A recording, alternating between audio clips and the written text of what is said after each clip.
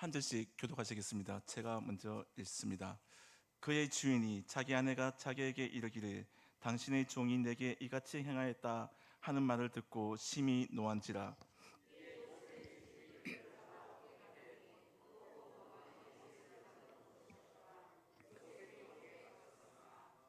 여호와께서 요셉과 함께 하시고 그에게 인자를 다하사 간수장에게 은혜를 받게 하시매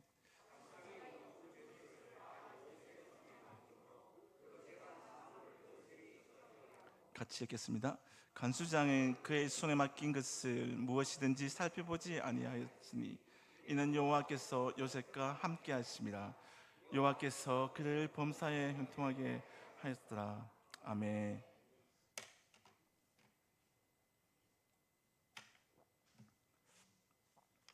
우리는 무엇을 입을까? 무엇을 먹을까? 무엇을 할까? 우리는 또 누구나 매일 순간순간에 선택지의 기류에 서 있습니다. 그리고 그 기류에서 우리는 어떤 선택을 하게 됩니다. 우리 모두는 내가 한 선택이 최선의 선택이라 생각하고 그러기를 바랄 것입니다. 하지만 때로는 그 선택이 아주 최악의 선택이 될 때도 있습니다. 선택할 때는 좋아 보였지만 결과는 최악이 올 때도 있습니다. 그럴 때면 정말 속상하기도 합니다. 답답하겠지요. 그리고 최악의 경우는 그 삶의 끈을 놓기도 합니다. 종교를 가진 사람이나 종교를 가지지 않은 사람 누구나 형통된 삶을 원하고 그 삶을 누리고자 합니다. 하지만 안타깝게도 그 삶을 누리는 사람은 그다지 많지 않습니다. 우리가 예수를 믿음에도 불구하고 그런 일이 빈번히 생깁니다. 왜 그럴까요? 누가 어떻게 해야 형통된 삶을 살 수 있는 것일까요? 우리 성도님들도 많이 고민하실 줄 압니다. 제가 이것이 시라면 시고 또 메모라면 메모인 어떤 글을 하나 읽어 드리겠습니다. 어떤 느낌이 드는지 잘 한번 들어보시길 바랍니다. 눈을 감으셔도 됩니다. 길진 않습니다. 그리고 그림을 그리듯이 들으셔도 됩니다. 읽겠습니다. 창가에 앉아서 밖을 보니 바람이 불고 있습니다. 그 바람에 잎사귀들의 힘겨운 저항이 있습니다. 그 잎사귀들은 가지에 의지한 채 바람에 맞서고 있습니다. 바람이 강한지 잎사귀와 가지들은 하염없이 흔들립니다. 하지만 원줄기인 나무 본체는 미동조차 하지 않습니다. 그리고 또다시 바람이 불어옵니다. 이 글을 듣고 다양한 반응이 있을 거라 생각합니다. 혹시 성도님들은 어떤 내용으로 들리십니까? 또 어떤 느낌이 드시나요? 글쓴이는 이렇게 설명하고 있습니다. 먼저 바람은 나의 의지를 가로막는 어떤 힘, 그 세상의 풍파나 역경이나 고난을 노래했다고 합니다. 그 두 번째, 잎사귀들은 세상을 살아가는 나, 또 우리 공동체를 의미한다고 합니다. 세 번째, 저항은 나나 혹은 공동체가 의지적으로 나아갈 때 그것을 막는 그 힘에 굴복하지 않고 맞서 싸우는 그 일을 이야기한다고 합니다. 그 네 번째, 가지는 나 또는 공동체가 의존하는 세상의 그 어떤 힘을 의미한다고 합니다. 그 마지막 다섯 번째, 나무 본체는 글쓴이는 창조주 하나님을 이야기했다고 합니다. 그러면 이 의미를 가지고 다시 한번 들어보시길 바랍니다. 눈을 감고 들으셔도 됩니다. 창가에 앉아서 밖을 보니 바람이 불고 있습니다. 그 바람에 잎사귀들의 힘겨운 저항이 있습니다. 그 잎사귀들은 가지에 의지한 채 바람에 맞서고 있습니다. 바람이 강한지 잎사귀와 가지들은 하염없이 흔들립니다. 하지만 온줄기인 나무 본체는 미동도 하지 않습니다. 그리고 다시 바람이 불어옵니다.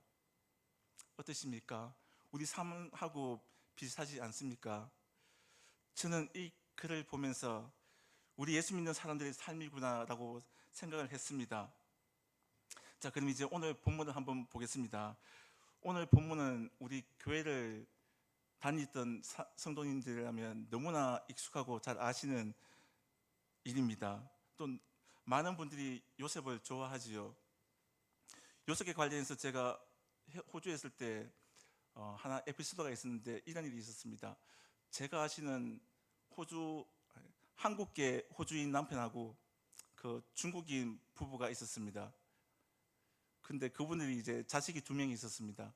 근데 이제 세 번째를 임신하게 되었죠. 근데 다행히 세 번째가 사내아이였습니다. 그래서 신앙에 있는 이 남자분이 그 아내에게 이야기했답니다. 우리 아이 이름을 지어야 되는데 무엇으로 할까? 나는 폴로 하고 싶다. 폴은 한국말로 바울입니다. 그러니까 그 아내분이 화를 냈다고 합니다. 그 고난의 길을 가는 그건 절대 안 된다. 그래서 이 신앙을 가진 남자분이 다시 바꿨습니다. 그럼 조셉은 어떠냐? 이렇게 막 이야기하니까 그것은 좋다. 조셉은 요셉입니다. 외국에서는. 그러면서 총리를 꿈꿨다고 합니다.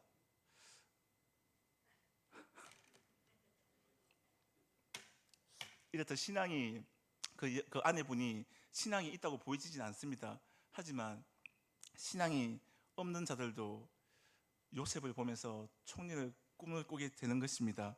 내 자식이 고난받는 게 싫다는 이야기겠지요.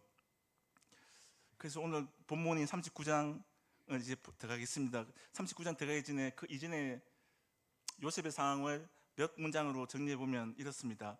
야곱의 11번째 아들로 태어나서 아버지 야곱의 총애를 받았습니다.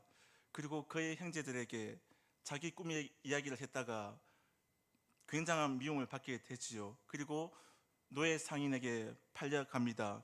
그리고 보디발의 집에 오게 됩니다. 이 보디발은 애굽 왕 바로의 친위 대장입니다. 그리고 오늘 본문처럼 누명으로 감옥에 갇혀 있는 상태가 됩니다. 요셉의 이전의 모습과 신분은 어떤지 상관없습니다. 지금 이제부터 요셉의 무대는 감옥이고 재수입니다. 그런데 23절은 요셉이 범사에 형통했다라고 말을 하고 있습니다. 이것을 보면서 저는 23절에 집중하고 싶습니다. 요셉이 감옥에 갇힌 배경과 우리의 삶을 보고 싶고 요셉의 반응을 보면서 23절 말씀에 주목해서 우리의 삶을 보고자 합니다. 요셉의 옷에 갇힌 배경을 몇 가지로 보겠습니다. 먼저 유혹과 거절이 있었습니다. 요셉은 보디발의 집에서 총무로 신뢰를 얻으면서 일하고 있었습니다. 그리고 사절에 보면 그 주인에게 은혜를 입었다라고 나옵니다. 그런데 그의 주인의 아내가 날마다 요셉을 유혹합니다. 날마다 동침하자고 이야기합니다. 그러나 요셉은 단호히 거절합니다. 10절에는 이렇게 되어 있습니다. 여인이 날마다 요셉에게 청하였으나 요셉이 듣지 아니하여 동침하지 아니할 뿐더러 함께 있지도 아니하였다고 합니다. 그 상황에서 함께 있지도 아니하였다고 합니다. 이것을 봤을 때 요셉은 어떻게 거절할 수 있었을까를 보게 됩니다. 여기에 대한 답은 39장 9절 하반절에 나옵니다. 이렇습니다. 그런즉 내가 어찌 이 큰 악을 행하여 하나님께 죄를 지으리이까.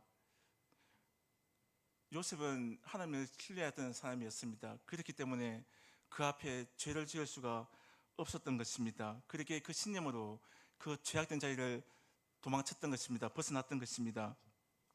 그래서 두 번째는 요셉이 옷을 버리고 도망갔습니다.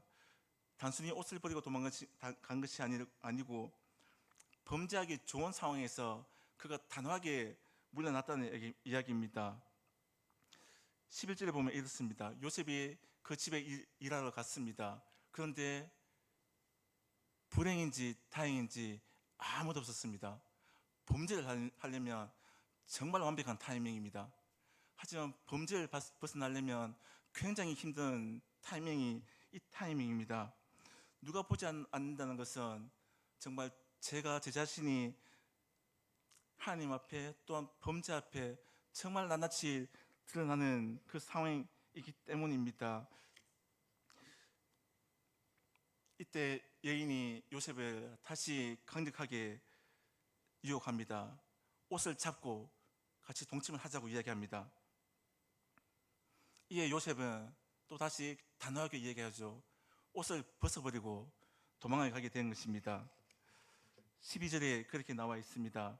그 여인이 그의 옷을 잡고 이르되 나와 동침하자. 그러나 요셉이 자기의 옷을 그 여인의 손에 버려두고 밖으로 나갔다고 합니다.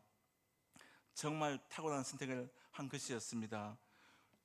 혹시라도 우리 성도님들도 이런 상황이 생기면 탁월한 선택을 하시기 바랍니다.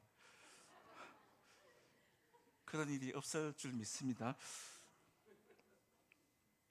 자, 이쯤 되면 죄는 우리를 넘어뜨리기 위해서 그만 포기할 때도 되었습니다. 그런데 그럼에도 불구하고 이 죄란 놈은 더 집요하게 끊임없이 우리를 괴롭힙니다. 세 번째가 거짓 모함입니다.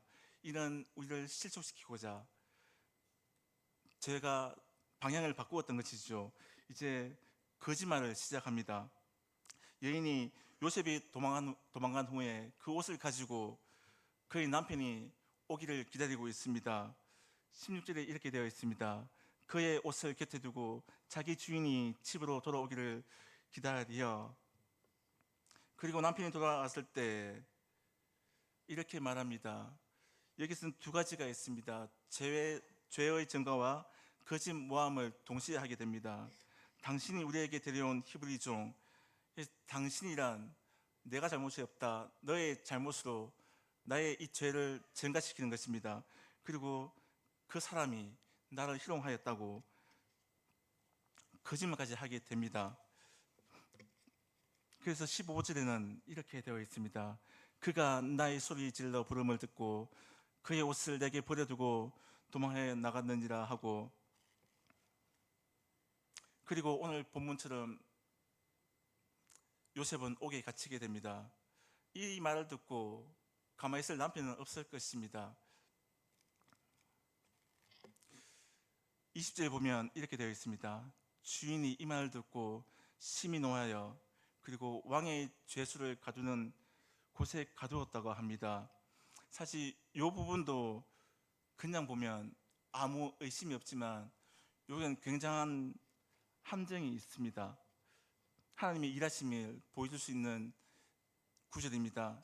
이것은 뒤에서 보겠습니다. 제가 이제 요셉의 반응을 보겠습니다. 이런 유혹이 왔을 때 요셉은 혼신의 힘을 다해서 그 자리를 피했습니다. 그리고 두 번째로 요셉은 억울한 일로 감옥에 갇혔지만 어떠한 항변도 하지 않았습니다. 이렇게 할 수 있던 이유가 무엇이었을까요? 만약 성도님들이라면 이 상황에서 항변하지 않을 수 있겠습니까? 솔직히 저 같으면 했을 겁니다. 나는 하지 않았다고. 그런데 요셉은 아무 말도 하지 않고 그냥 감옥에 순순히 들어갑니다. 39장 2절에 보면 이렇게 되어 있습니다. 여호와께서 요셉과 함께 하심으로 그가 형통한 자가 되어 그의 주인 애굽 사람의 집에 있다라고 이야기합니다. 요셉은 항상 하나님이 요셉과 함께 하였기에 그것을 신뢰했었습니다. 그리고 3절은 보디발의 고백이 나옵니다. 그의 주인이 여호와께서 그와 함께 하심을 보며 또 여호와께서 그의 범사에 형통하게 하심을 보았다고 합니다. 이 말은 정말 우리가 제3자로부터 듣기 굉장히 힘든 이야기입니다. 혹시 들어본 적이 있습니까? 성도님들은 누군가가 당신은 정말 하나님과 함께 하시는 사람 같다라고 이런 말 들어보셨습니까? 이 말 성경에 있으니까 쉬워 보이지만 굉장히 힘든 이야기입니다. 하지만 요셉은 하나님을 신뢰했기 때문에 이 모든 것이 되었던 것입니다. 이제 우리의 삶을 한번 보고자 합니다. 우리가 살아가는 세상은 사탄이 우리를 넘어뜨리기 위해서 호시삼탐 보디발의 아내처럼 요셉을 유혹한 것처럼 우리를 모함하고 우리를 호시탐탐 넘어뜨리기 위해서 다가옵니다. 우리가 그것을 도망치지 않으면 그들은 끊임없이 집요하게 그 끈을 놓지 않고 우리를 쫓아옵니다. 때로는 모양을 바꾸어서까지 쫓아옵니다. 우리는 필사적으로 저항해보지만 그들의 유혹과 공격은 멈출 기미가 전혀 보이지 않습니다. 급기야 어느 순간이 되면 우리는 죄를 향한 나의 저항이 힘을 잃게 될 때도 있습니다. 힘이 빠지면 쓰러지겠지요. 혹시 지금 그런 상황에 있는 성도님들은 계시지 않습니까? 어쩌면 많은 분들이 쓰러지기 일보 직전인 상황에 계신지도 모르겠습니다. 마치 앞에서 글을 읽었던 것처럼 잎사귀들이 가지에 의지한 채 바람에 한없이 저항하지만 그 바람은 끊임없이 그 잎사귀를 흔들어 버리고 있는 것입니다. 하지만 우리는 기억해야 됩니다. 원줄기 하나님은 나와 함께 계심을 기억해야 됩니다. 아무리 강한 바람이 불어온다 할지라도 미동조차 하지 않는 그 하나님이 우리 성도님들 사랑하고 계시고 그 성도님을 붙들고 계시는 것을 꼭 기억하시기 바랍니다. 오늘 제목이 뭔지 아십니까? 맞습니다. 주님 나와 함께 하시오니. 그런데 23절을 보면 거기에 하나가 더 있습니다. 제가 적지는 않았습니다. 바로 이것입니다. 주님 여기 계시오니입니다. 이 두 문장이 우리의 삶에 큰 위로가 되길 바랍니다. 함께 하시오니는, 이 말은 우리가 무엇을 할 때 주께서 우리와 함께 일을 하신다는 것에 중점을 두고 있습니다. 하지만 여기 계시오니는 주께서 한 공간에 있다는 의미입니다. 내가 누워져 있을지라도, 쓰러져서 일어나지 못할지라도 그곳에서는 주님이 함께 계심을 이야기하고 있는 것입니다.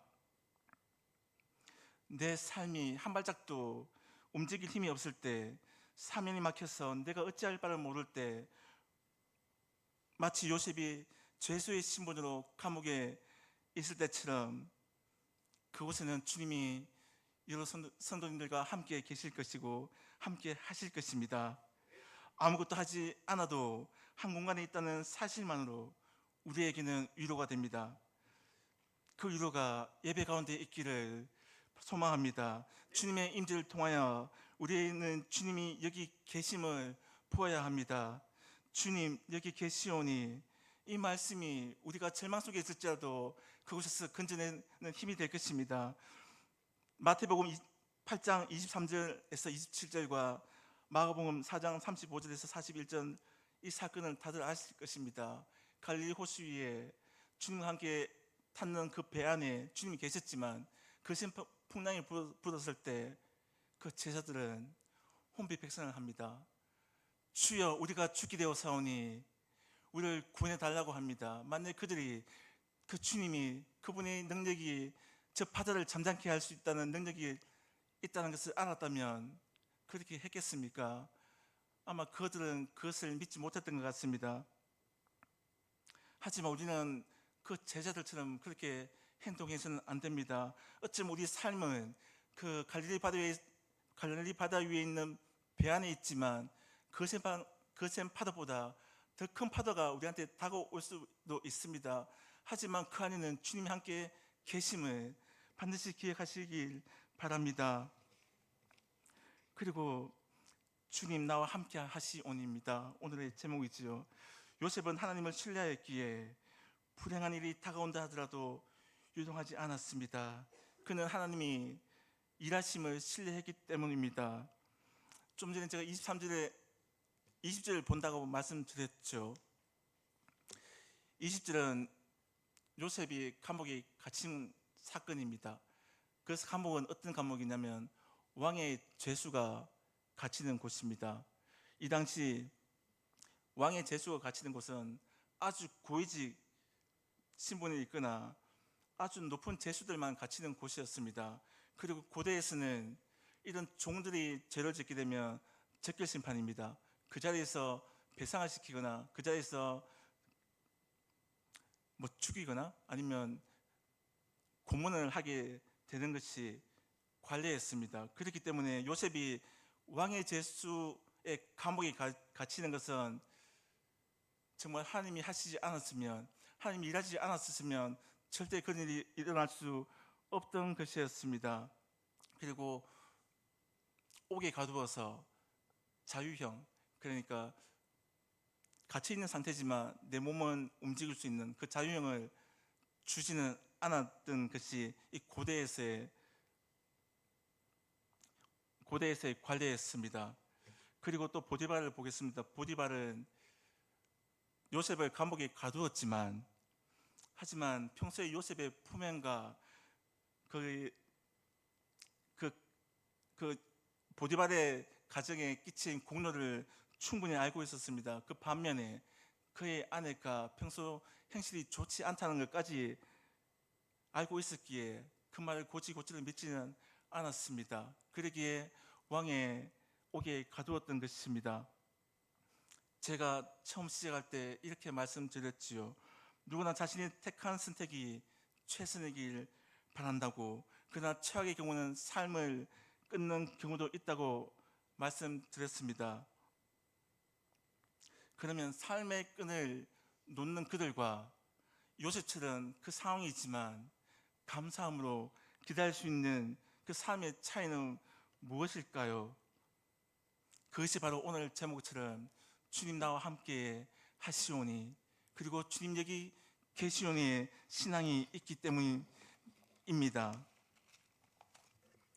창조주 하나님, 모든 것을 하실 수 있는 분이 계획하시고 지금도 일하고 계심을 믿는다면, 그분이 여기 나와 함께 계심을 신뢰하신다면 우리는 어떤 공경 속에서도 견디어 나가고 더 나아가서 하나님의 일하심을 목도하게 될 것입니다.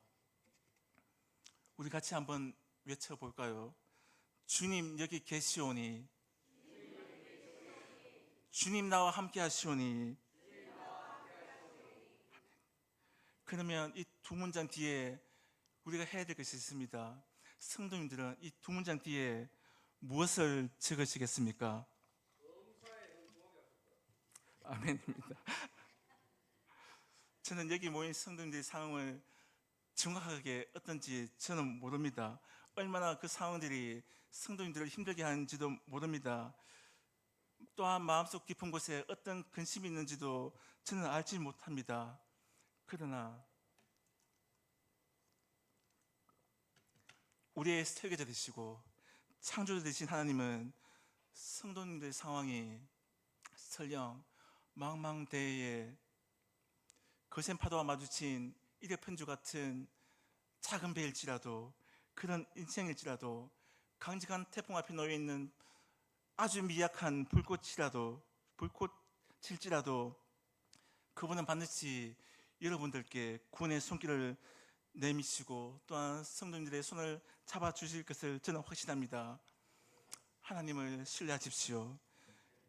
하나님을 철저히 신뢰하십시오. 어떤 상황에서라도 붙들고 있는 손을 놓지 마십시오. 그러면 주님 여기 계시기에 이 깊은 바다가 반석이 되고 우리는 그 반석을 밟고 내가 걸어가게 될 것입니다. 또한 주님 나와 함께 하시오니 두려움이 없이 배에서 나아갈 것입니다. 또한 의심치 않고 그 바다를 걸어가게 될 것입니다.